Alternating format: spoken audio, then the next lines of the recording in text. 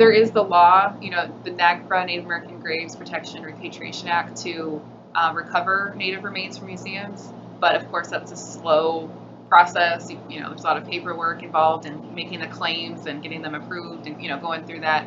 So there's still so many thousand, of remains that are still in museum collections. So speaking for our tribe, Stockbridge-Munsee, that's something where, we're actively working on repatriating, and we wouldn't, in the meantime, we wouldn't want remains examined, picked apart. Sometimes I think we'll hear that, oh, well, we're in the process of giving them back, but while we're doing that, a museum or whatever institution wants to continue documenting them, and they think it's not obtrusive, because they're not directly damaging the ancestor, but we still don't want photographs taken, all these measurements. We don't want to really, to learn that kind of information. We don't see an ancestor as a piece of data, to be disturbed. And our direct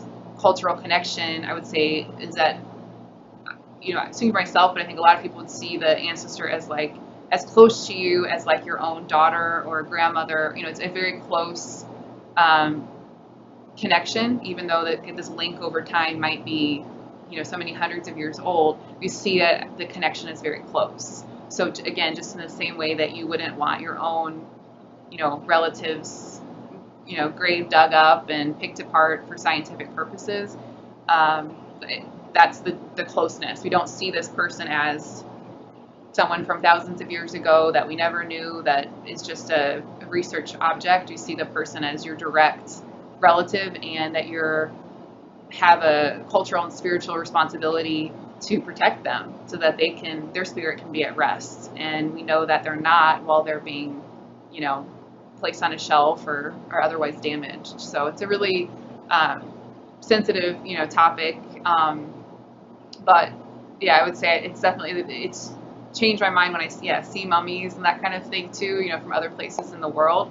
I have that same reaction now. It's how come this person isn't, able to be at rest? Yeah, it is hard, and I think a lot of it does come down to consent. If someone today gives consent for their, body, that's obviously different than our ancestors from the past. So, I've had the experience of working with human remains that are non-native, and the purpose was so that it's difficult work, but then when we learn from some of the human remains that are non-native, and then we're in the field, then the purpose was then so that when I'm doing the work in the field, that we're better able to identify potentially our ancestors, like bone fragments, so that it's not something that might look like a piece of wood or an animal bone or something. Have more awareness to be able to identify bones. So I've had that experience, but it was it's difficult, and I think it ethically really comes down to consent.